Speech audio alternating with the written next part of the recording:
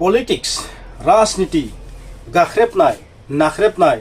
नासयनाय गादबनाय ट्राइबेलफोरखौ जेरै हायो बे आसामनिफ्राय फोजोबस्रांनाय ट्राइबेलफोरखौ जौगानाय हारिफ्रा माबायदि सोबख'नानै नासयनानै गादबनानै सिगिसग' खालामनानै थगाय थसि खालामनानै माबायदि गाहायथिं लांनो हायो माबायदि हाखर गोथौ खोख्लैनो दोननाय माबायदि थगायनो हायो माबायदि बिसोरनि गासैबो मोन्थायखौ गासैबो जायगाखौनो लानानै मोन्थायखौ लानानै कालचारेलियानो जा रांखान्थि बिथिङैनो जा गुबुन गुबुन बिथिङैनो जा गाख्रेबनो नासयनो गादबनो नाजायो बेखौथ' जों उन्दैनिफ्रायनो मोनबोदों आरो जोङो जोनोम गैयै समनिफ्रायनो बेबायदि जाथाया जाबोदों बेबायदि जों मिथिनो मोनो बे जि भिडिअ नोंथांमोना बेवहाय जाय कन्टेन्टखौ लानानै फैदों बे कन्टेन्टआ आंनि नङा बेखौ सोरबा सासे इनफ्लुएन्सारनि इउटिउबारनियाव भिडिअ नुदों आङो स' बिथाङा जेन बेवहाय कपिराइट स्ट्राइक होआ आं बेखौनो आसा खालामबाय गिबियावनो स' बे भिडिअखौ नुनानै मोनसे साननाय फैदों बेवहाय जाय एलिगेसनखौ लगायदों जुदि बे सैथोबा थारैनो जोंनि हारिनि थाखाय दुखुनांथाव लोगोफोर दिनैनि थासारियाव नंगौ जोंनि हारिया बहुत स्ट्रं बा माखासे बिथिंखौ जोंनि मानसिफोरा बुजिनाय जाबाय नाथाय बे बुजिसनाय समावनो बे बुजिहांनाय समावनो कमप्लिट बुजियाखै कमप्लिट स्ट्रं जायाखै कमप्लिट गोसोफ्रा मा जायाखै जोंनि हारियादि ओरैबायदि खैसारनि गेजेराव थांनानै दङ बेखौ बुजिजोबि सायावनो जे बुजिजोबोबा दिगदार जागोन समस्या जागोन बेनिखायनो बे समावनो जोंनि हारिखौ मोजाङै गां रायै समावनो माबायदि गांखौ फुनो हागोन बेखौ नाजादों बेबायदि मोनसे अनुभब जादों लोगोफोर बे बाथ्राया सैथो स' बे भिडिअ थारैनो गोलाव जागोन नाथाय गोलावबाबो नोंथांमोना बे भिडिअखौ नायबानो जाबाय नोंथांमोना बै गेदेमाया मा बुंदों बिथांनि बुंनाया सैथो नंगौ नङा बेयो मेटार नङा लोगोफोर बेवहाय आदित्य खाख्लारिखौ जाबायदि एलिगेसन लगायदों बे बाथ्राया सैथो नंगौ नङा बेखौ जों बुंनो गोनांथि गैया बेखौ जों साननो गोनां गैया आंनि साननाया बिनिख्रुइबो गोजौ लेभेलाव आंनि साननाया मा बेबायदि जाथायाथ' गोदो गोदायनिफ्रायनो जाबबाय थादों जे जोंनि ट्राइबेलफोरखौ बिसेस करि बर'फोरखौ माबायदि गादबनो नाजाबोदों बेखौ जोंनि साफ्रोम बर' सुबुंफ्रा दानि जेनेरेसना मिथिनाय नङा निस्सय दानि जेनेरेसना मिथिनाय नङा थांनाय 10 बोसोर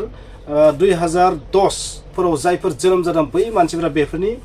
आइडियाखौ मोननाय नङा नाथाय जोंनि समनि मानसिफोरा बेनि आइडिया कमप्लिटलि दङ माबायदि नासय जायो गादब जायो बेखौ बुंबाबो बांद्राय बोरैबासो जागोन नालाय बेखौ आं बुंला माबायदि बायदि जों मोनबोदों लाइफआव कलेज लाइफआव स्टुडेन्ट लाइफआव गासैबो गोसोबां बुंजोबनो हायो आरो स' बेबायदि जाथायखौ जों एसे एलाथ' नुदों नाथाय जोंनि सिगांथ' आरो बहुत बावमोन बेनिखायनो लोगोफोर बिथांनि बुंनायनिफ्राय स' बिथांमोना बबे पार्टिनि सोर पार्टिखौ सापर्ट खालामो बे मेटार नङा लोगोफोर नाथाय बिथांमोना जाय बाथ्राखौ दैखांदोंना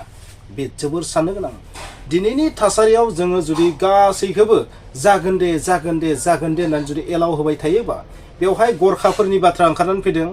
गरखाफोरनि बाथ्राया मा ओंखारनानै फैदों बेखौ बुंनो गोनां गैला बे पुरान जाबाय भिडिअआ मैयानिनो भिडिअ जानो हागौ बियो स' बेवहाय आं बुंनो गोनां गैला नाथाय बे बाथ्राया सैथो जोंखौ माबोरै हायो गासैबो बिथिंनिफ्राय डिप्राइभ खालामनो हायो बा बबेबा जोंनि मोननो गोनांखौ बा जोंनि थाखानायखौ माबोरै जोंखौ बन्सित खालामनो हायो बेनिफ्राय जानगार होनो हायो बेखौनो नाजानाया सोलिगासिनो थादों सिं बेबादि खैसारा बेबादि कनस्पिरेसियाथ' अरायबो सोलिगासिनो थायो लोगोफोर बेनिखायनो नोंथांमोना बिथाङा मा बुंनो नाजादों बेखौ पलिटिकेल एंगोलजों नायालासेनो नोंथांमोना ओरैबायदि सेन्टिमेन्टजों नाय जे जोंनि हारिनि माबाफोर खहा जानो हागौ नामा जे जोंनि हारिखौ सोरगिदिं सोरबा मन'ग्लाबनो नागिरदों नामा बेखौ बुजिनायनि समा जाबाय लोगोफोर नोंथांमोना थारैनो खोनासं अब्ला माबा मोनसे बुजिगोन पलिटिकेल जि एंगल बेखौ बाद दोन नोंथांमोना नाथाय बेवहाय माखासे बाथ्रा हाबनानै दङ थारैनो जोंनि सायाव बेसेबां कनस्पिरेसि खालामगासिनो दं जोंनि ट्राइबेलफोरखौ नाख्रेबनो थाखाय जोंनि बर'फोरखौ नाख्रेबनो थाखाय बेसेबां खैसार सागासिनो दं फारफ्रोम साइडनिफ्राय जेरै हानि बेलायावबो नाख्रेबनानै दं एसटि सार्टिफिकेटनि बेलायावबो राजनितिक भाबै नाख्रेबनो नाजागासिनो दं साख्रि बाख्रिनि बेलायाव नाख्रेबनो नाजागासिनो दं बेखौ मिथिनानै जोङो आरो दाख्लैबाव जे जिनिसा आवगायावनो जोङो सरनियानि केसाव जोङो थांनाय बोसोरावनो जोङो नम्बर कुमार सरनियानि केसावनो जों बे सार्टिफिकेटखौ केन्सेल खालामनो हाबायमोन आरो बे मदासिफोरनोबो बे थांनाय 2023 आवनो आदित्य खाख्लारिया बे एखे टाइमाव जों जेला नम्बर सरनियाजों बिराद नांफुगासिनो दं बिराद दावहा जागासिनो दं बे समावबो आदित्य खाख्लारियानो मदासिफोरनोबो राभा हिसाबै सार्टिफिकेट होनो हागोन होननानै बेयो मोनसे लेटार हरबाय बियो बे लेटार हरनायजों बिसोर दा मदासिफ्रा बे लेटार हरबाय बियो आदित्य खाख्लारि बियो बे आदित्य खाख्लारिया गावो गुवाहाटीयाव थानानै जोंनि क'क्राझार डिस्ट्रिक्टनि मानसिनोबो जाय मानसिया नन ट्राइबेल बे मानसिनोबो बे सार्टिफिकेट इसु खालामना होबाय गुवाहाटियाव जिरायनानै नाथाय जोंहा ट्राइबेल संघबो दं मिथिगौ जोंनि क'क्राझारनि ट्राइबेल संघ बाक्सा जोंनि चिरांनि बा जोंनि उदालगुरिया बेबायदि होआ होननानै मिथिगौ जायनि थाखाय बेखौ लोगो हमहैनानै नैबे दा आदा होननाय बायदि महेन्द्र मदाहिया बहाय थांनानै बेखौ कनभिन्स खालामनानै खालामहैदोंमोन दा बै होआखै बै समाव डिसिया होआखै बेबायदि हरनायखौ नाथाय उनाव बियो दाना मा जादों राभा संगठननिफ्राय लाफैबावबाय बेखौ आरो बे थांनाय बोसोरखौ जेरै जों केन्सेल खालामनो हादों डिसिनाव मेम'रेन्डाम होनानै जोङो बे डिसिनाव मेम'रेन्डाम होनानै आरो बै मेम'रेन्डामखौ जोङो रनज पेगुनावबो हैदों जोङो रनज पेगु सारनोबो हैदों जे चरनिया आरो मदासिफोर नन ट्राइबेलफोरनो होनो मोना होननानै बिथांनोबो मेम'रेन्डाम हैदों बिनिफ्राय स्टप जानानै थाबाय दा नै आदित्य खाख्लारि होनाय बे होनायखौनो आदित्य खाख्लारि होनदों जे मालाबा 91आव बेबायदि होनाय दं होननानै बियो होलायबावनानै मैया अल राभा स्टुडेन्ट संगठननि 10टा संगठननि राभाफ्रा फैनानै डिसिआव रायलायबाय ओमफ्राय जोंनि ट्राइबेल संघनि आरो ट्राइबेल इउथ लिगनिखौ लेंहरनानै रायलायबाय बिथांमोनहा जोंनिया मोननैल' संगठन बिसोरनाव 10टा संगठन ओरैबायदि प्रेसार होबाय बिदिनो आख्रबाय दाना एडिसिआ जाय बिथाङा इनचार्ज दंमोन बियो होनबाय नोंसोर आंनो ट्राइबेल संघआ जिखुनु आंनो रिकमेन्ड खालामबानो आं बेखौ सार्टिफिकेटखौ होगोन होनबाय दाना राभाफोरनि 10टा संगठना नारसिनबाय ट्राइबेल संघनि जोंना आदा अनिला आरो बिथांमोननि प्रेसिडेन्ट सेक्रेटारि बिथांमोनहा थोरसो बिथांमोनहा माने मा खालामनो उफाय गैया जाबाय माने बिथांमोनहा दा सुइसाइडआवसो थांनांगौ ओरैबायदि गिनानै थाबाय बिथाङा माने मेन्टेलि टर्चार मोनबाय बायफर्स खालामजानायनि थाखाय दा बिथांमोनहा जों जगाजग लागासिनो दं जों बुंबाय आदा गिनाङा जोंनाव नै हाइकर्टनि अर्डार दं सुप्रिम कर्ट जोंनि हाइकर्टनि अर्डार दङ मोननै बे हाइकर्टनि रिपिटिसन मोनसे पिआइएल मोनसे आरो नै दा जोङो बिनि एगेन्स्टनि जोङो दा पिआइएल मोनसे होबावनानै दं जे पिआइएलखौ जों दा रेजिस्टार जाबाय थाबैनो बेखौ जोङो अर्डार मोनसिगोन जे बेबायदि नन ट्राइबेलफ्रा मोनो मोना जों बेखायनो बुंदों जे जों हाथियार बाहायनाया बेनो जों आयेननि हाथियार जोङो रावबो जोंनि लिडारफोरनिफ्राय हेल्प मोनाबा जों रावबो जेनेबा बेफोरखौ नांनो थाखाय जोंहा रावहाबो गोहो गैयि बायदि जानानै थाबाय खिन्थु जोङो फिसा अर्गानाइजेसन जानानै जोङो दा बे जिनिसखौ आयेननि हेफाजाबै जोङो दा कर्टआव नांगासिनो दं बे बेसेबां बोसोरनिफ्राय जोङो जोंनि बे ट्राइबेल राइट्स प्रटेक्सन एस'सिएशना जोङो बेबायदि खामानिखौ 18निफ्राय मावगासिनो दं नाथाय जों 23आव जों बेखौ फुलफिल खालामनानै जों दा बे खामानियाव जाहाथे जोङो हाइकर्ट दाख्लै हाइकर्टआव जोङो साक्सेसफुल जानानै जोङो नब कुमार सरैयाखौ जों एमपिनिफ्राय बोख्लायनो हाबाय बे बोख्लायनो हानायावबो जों दुबगां जायाखै नाथाय जोंनि सोरबा सासे देरहालांबाय जोंनि सासे बर'आनो देरहालांबाय जोंहा बिराद गोसोआव गोजोननाय आरो दा बेबादिनो दा नै माखासे कनस्पिरेसि लागासिनो दं फारसेथिं नारख्रेबदों फारसेथिं पलिटिकेल नारख्रेबदों बेबायदि होननानै दा जुदि मदासि होननानै जाय मदासिखौ जों मिथिगौ बे राजबंसि गामियाव राजबंसि गामि सिङाव थानाय राजबंसि मानसि होननानै जों मिथिगौ खिन्थु बियो मदासि टाइटेल देरनानै जोंबो मदासिनाय आरो बेखौ बिसोरो मा खालामदों अल राभा स्टुडेन्ट इउनियन अल राभा अर्गेनाइजेसन सापर्ट खालामबाय बे जोंनि राभानि होननानै नों राभानिब्लाबो बे मदासि होननाया मोनसे कमिउनिटि जानानै थाबाय बे साब ग्रुप साब ट्राइब बेबायदिबाबो मोना बेखौ जोङो जुदि बिदिबा सरनिया कसारियाव मोनगौमोन नोंखायनो जों बेबादिबाबो मोना जायनि थाखाय नाय जोङो हाइकर्टआ रिट पिटिसन आरो पिआइएलआनो बेखौ माने डिसमिस खालामबाय जे बेबायदि मोना होननानै दा बिदि मोना होनसेयावबो दाना ओरैबायदि जाबाय हाइकर्टनिखौ नोंसोर माने नहेर खालामनानै दाना ट्राइबेल संघआ होबानो बर'फ्रा होबानो मोनगोन आदित्य खाख्लारिया गावहाय रिक्स लायाखै जायनि थाखाय क'क्राझाराव थिनहरबाय क'क्राझाराव मानो रायलायनांगौ जागोन बेथ' अल आसामसो जानांगौमोन बेथ' अल माबायावसो जानांगौमोन नाथाय क'क्राझार थुनबाय क'क्राझारा होबानो होनो हायो उमुखौ होबाय होननानै रिफारेन्स लालायनो होबाय बिसोरो रावबो होआखै होनो हाया बेबायदि आरो होयोबा कन्टेम्प अफ कर्ट जाय डिसिआ बे कनसार्न खालामो जों मैयाबो बाहाय जों जेला रायलायो जोङो एडिसिजों सार नोंथाङा होयोब्ला जोंनि बे हाइकर्टनि अर्डारखौ मोनसेयाव जुदि नोंथाङा होयोब्ला नोंथाङा कन्टेम्प अफ कर्टआव गोलैगोन मानो होनबा जों कन्टेम्प अफ कर्टखौ जोङो तामुलपुर आरो बाक्सायाव होबाय होमबा नोंथाङा बेखौ बोरै खालामनो हागौ होमबासो बे बुजिबाय जे बिदिबा नोंसोरो ट्राइबेल संघजों रायलाय होननानै बुंबाय जों ट्राइबेल संघजों मानो रायलायनो नों ट्राइबेल संघआबो मिथिगौ जे होनो मोना होननानै ओंखायनो मा बे होनो मोनैखौ नोंथाङा काउन्टार साइन खालामग्राया नोंथाङानो अथ'रिटिया नोंथाङा बेखौ खालामनो मोना सोरबाया जुदि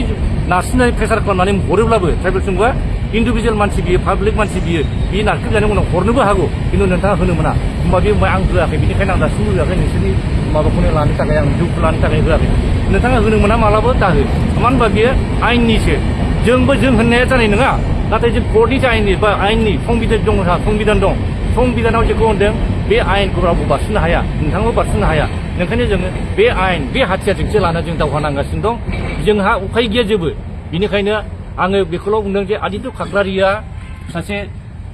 सुरुनिया होनायाव जोंखौ 10 बोसोर जोंखौ डिफेक्ट खालामनानै होबाय आरो दा बे मदासि गोदाननो फैगौ इलेक्सननि थाखाय बेफोरनि थाखाय गुबुनफोरनि थाखाय बेबायदि कनस्पिरेसि खालामगासिनो दं सुबिदा खालामना होनो नागिरदों ओंखायनो आङो प्रमद बर' सार आरो दिपेन बर' सार नोंथांमोनखौ खावलायो जे नोंथाङा बे आदित्य काकलारिखौ जों बोख्लायनांगौ थांनाय बोसोरावनो जों बोख्लायनांगौ होननानै बुंदोंमोन बिथाङा मरिगाव थांनानै गुवाहाटियाव थानानै जों मिथिबाय जे इलिगेल बादि बे सार्टिफिकेट होगासिनो दं होनानै सोरबा सोरबा नन ट्राइबेलफोरनो होनानै बेबायदि होनानै बेनिफिट लादों आरो बै मानसिफ्रा साख्रि मोनबाय नोंसोर बोरै मोना बे सार्टिफिकेट सोरबाया होनबाय जोङो 25,000 होदों ओमफ्राय सोरबाया 30,000 होदों होननानै बुंबाय बे साख्रि एखे मावलायग्रा जोंनि माखासे मानसिफ्रा मिथिनानै जोंनो बे खबरखौ बिदि मोननानैनो मावदों ओमफ्राय ट्राइबेल सार्टिफिकेट दं बिसोरबो फ्राय एसटि सिटआवसो मोनदों होनना बुंबाय खिन्थु बे मानसिया एसटि नङा बे जोंनि जाय माने साख्रि मावफाग्रा लोगोफोर मिथिगौ बे मानसिया एसटि नङा खिन्थु बे मानसिफ्रा मोननानै दं दा माब्रै मोनदों नैबे जिनिसखौ जों मिथिनो मोनदों बिनिखायनो आदित्य काकलारिया 30-35 बोसोर खामानि बेबायदिखौ दा मावथोंसै जाथिया जोंहा अलखराव गोलैबाय नङाब्ला जों बेबायदि खस्थ' मोननाय नङामोन जोङो थाखा फैसा गारनानै जोङो साथामसो मानसियानो जोङो गावनि निजे फैसाखौ गारनानै जोङो बे केसखौ नांदों दिनै मोनसे केस खालामनांगौब्ला दिनै खरआव थांनांगौब्ला जों बेसेबां फिस होनांगौ बिनि बादैबो जों गाव इन्डिभिजुवेल केसावनो जों माथाय हेडेक जाबाय थायो दिनै जोङो रायजोनि थाखाय मावनायाव गावनि इन्डिभिजुवेल दिनैसिम आं दाख्लैबो इलेक्सननि आवगायाव बेसेबांबार थांनानै जों बेसेबां खस्थ' खालामदों बेसेबां जोङो खरस थांदों बे खोथाखौ मिथिखाबाय आं बुंला बे खोथाखौ बुंला नाथाय बेबायदि हरबाय थायोब्ला बेबायदि जोंनि मानसिजोंनो बेबायदि आदित्य काकलारि बायदि मानसियानो जुदि ट्राइबेल कमिउनिटि सार्टिफिकेट होयोब्ला बेबायदि होबाय थायोब्ला जोंहा मा जायगानि इन फिउचाराव बेनिखायनो आं रिकुवेस्ट खालामबाय प्रमद सार इमिडियेट एक्सन लानांगौ जायनि थाखाय बे क'क्राझार बा जेनेबा चिराङा होआखै बेखौ होयैनि थाखाय गाव दायथ' लायाबालानो बे राभा सुलुसननि खम दुधनिफ्राय फैजोबदों बिथांमोनहा दुधनिफ्राय फैजोबनानै गासिबो बेखौ जोंखौ प्रेसार खालामफैबाय जोङो ट्राइबेल संघनिया हाहाकार जाबाय जे आं मा खालामनांगौ दिनै बिसोर फैबाय जों ट्राइबेल संघनिफ्राय माने राभा संगठननिफ्राय जों गासिबो रिकमेन्ड खालामना हरगोन ट्राइबेल संघ होनबाय नोंथाङा बे सार्टिफिकेट इस्यु खालामना हरनांगौ ओमफ्राय एडिसिया होनबाय होमबानो आं संथार सालायगोन होनबाय बिथाङा जोंना ट्राइबेल संघनि क'क्राझार डिस्ट्रिक्टनि प्रेसिडेन्ट सेक्रेटारि बिथांमोनहा गिबाय जे मा खालामनांगौ नैबे जों होनबाय जोंनाव बे हाथियार दङ जेबो गिनाङा खुनु इस्यु दा खालाम बिसोर मा खालामदों बिसोर जेबो खालामनो हाया बिसोर मोना मानो होनबा जों बेबायदिखौ जों लाइ होनो हाया बेबायदि दा जोंखौ सारिगिदिं खैसार सागासिनो दं बे खैसार सारनायनि थाखाय जोङो सांग्रां जानांगौ बिनिखायनो आङो जोंनि माखासे इयुथफोरखौ आङो खावलायो जोङो आयेनजों थांनांगौ जोंनि हाथियारा बेसो जोङो बे गुलि बारुदनि हाथियारखौ होनाखै आङो हाथियारा बेसो जों रोंगौथि जानानै जे जोङो साफ्रोमबो जाय BA पास जाबाय जोंनि फंबाय बिनानावफ्रा ल' फरायनाय आयेनावथा नोंथांमोना जेखि साख्रि मावैया मानो नोंथाङा आयेनखौ गोरा जानानै थायो आयेनखौ मिथिखायोब्ला नोंथाङा गोरा जानो हागोन बेनिखायनो ल' फराय उकिल जा पुलिस जा नङाब्ला जोंनि एडमिनिस्ट्रेसना मालायनि आखायाव थांगासिनो दं मालायनि सोरकार दिनै आदाया रिटायार जालाय नङा बेसेबां बोसोर मावनानै दिनै बिथाङा 74 इयार्स थेवबो बेखौनो मावगासिनो दं आरो बियो सासे IRS बियो सासे आयेन कानुनखौ बिथाङा मिथिगौ जायनि थाखाय बिथाङा साहस खालामदों जोंनि माखासे मानसिफ्रा गोबां रिटायार जानानै थांबाय नाथाय आयेन कानुनखौ मिथिया नालाय रिटायार जानानै रोंगौथि गोनां दंब्लाबो बिथांमोनहा बेहाय आवगायनो हाया दिनै आदाया जोंनि गुरु जानानै जोंनि खामानिखौ जोंनो लामा दिन्थिगासिनो दं आरो बयबो फंबाय बिनानावफ्रा फै जोंनि बेबायदि दावहायाव दा नांफै बे दावहा जोङो जोंनि बे कलमनि आरो बे गियाननि आरो बे बुद्धिनि आरो बे जुक्तिनि आरो बे आयेननि दावहायाव जों फै आरो जों बेबादिखौ जों राय होआ बेनिखायनो जाहाथे इयुनाव जोंनि जाथिया जोबस्रांनायनि थाखाय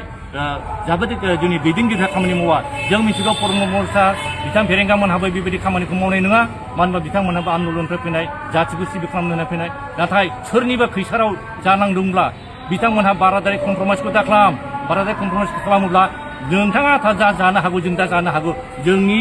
उननि जोलैया बेबायदि मोनजानाय नङा बेनिखायनो आं रिकुवेस्ट नोंथांमोनहा जाहाथे जोंनि दैदेनगिरिफ्रा बे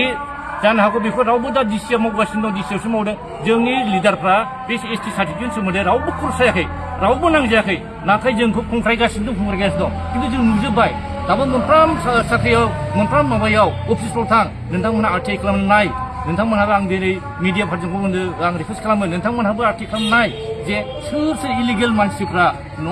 ट्राइबेल सार्टिफिकेट लानानै साख्रि मावगासिनो दं दिनै जोङो 14टा कमिउनिटियाव दिनै जोङो 10%ल' फरेस्ट आवगायाव जोङो 1950आव जोङो लाजायो होमबा जोंहा मोनबाल'मोन आदा मोनबानि उनाव 1957 56आव 9था जाबाय 9था जानानै आरो नै माबायाव दा 22आव दा जेरै गासै 14था जाबाय 14था जाब्लाबो जोङो बे जोंना बे 10%आनो आरो दा जुदि सोरबाया हाबदेरबावोब्ला सोरबाया जुदि 6 जनगोष्ठी सोरबा उमुक गोष्ठीया जुदि हाबोब्ला होमबा जोङो बे 10%खौ जेनेबा जोंना दा 14था जनगोष्ठीयाव 14था जाथियाव जोङो दा 14 जोङो 100था साख्रि ओंखारबा जोङो माल' मोनो जों 10थाल' मोनो होमबा 14थायाव जों मोनब्रै कमिउनिटियानो मोनबावा हो 10थायाव मोनसे जों मोनफा मोनफा रानदिन दे गाज्रि दा मोनलायसै होननानै जुदि राननोबाबो होमबा जोङो 14थायाव मोना होमबा नायदो बेसेबां जोंखौ नाख्रेबगासिनो दं वेरेस जोंना पार्सेन्टआ बारायाखै दा बे पार्सेन्ट बारायनायखौ जोंहा जेबो माने जोंनि लिडारफ्रा जेबो सिन्था खालामाखिसै नाथाय जोङो सोदेरनो दे बेबो ट्राइबेल जाथोंसै बेबो ट्राइबेल जाथोंसै नै बेबायदि कमप्रमाइसआ जायो बे जोंनि थाखाय ब्लान्डार मिस्टेक जागोन बेनिखायनो रिकुवेस्ट जाहाथे बे जिनिसखौ दा मावथों आं बेखौल' रिकुवेस्ट खालामबाय आरो इमिडियेटलि आदित्य काकानि एगेन्सै जों प्रसिकिउसन खालामगोन बिथांखौ जों बावबो होदोंमोन केसा नाथाय गुबुन हारि गुबुन माबाफ्रा जों जेरै आं दा लयार जानांगौ जेरै फंबाय बिनानावखौ बुंदों जे लयार जानांगौ मेजिस्ट्रेट जानांगौ जोंनि मेजिस्ट्रेटफ्रा जोंनि एगेन्सै जोंनि ल'आबो जों माखासे मानसिफ्रा गुबुन हारिफ्रा जोंनि मोजां मावनो नागिरनाय जोंनि जौगानायनि मावनो नागिरब्ला हेंथा मानो होनबा जोङो भाषा रोङैखाय असमिया रोङैखाय गुबुन भाषा रोङैखाय जोंनि मानसिफ्रा एक्सप्लेन खालामनो हाया उकिलखौ माने जों बुंनो हाया सिगाङाव बुंनो हाया दा जायनि थाखाय जोंना नै दिपेन बर' सारा दाख्लै बुंदों बेखौनो जोंना बे माबायावबो जुडिसियेल सेक्सनावबो जोंनि मिडियाया माने माबा खालामनो हानाय जानांगौ बेफोर खालामनायाव जों सापर्ट खालामो इमिडियेट जों सापर्ट खालामो एक्स' जा थांखि लाफिनदों बे थांखियाव जों बयबो रायजो राजा मदद होनांगौ आं बेनिखौ बुंनानै रिकुवेस्ट खालामनानै आं दिनैनि बे बुंनायखौ बयहाबो गोजोन्थों।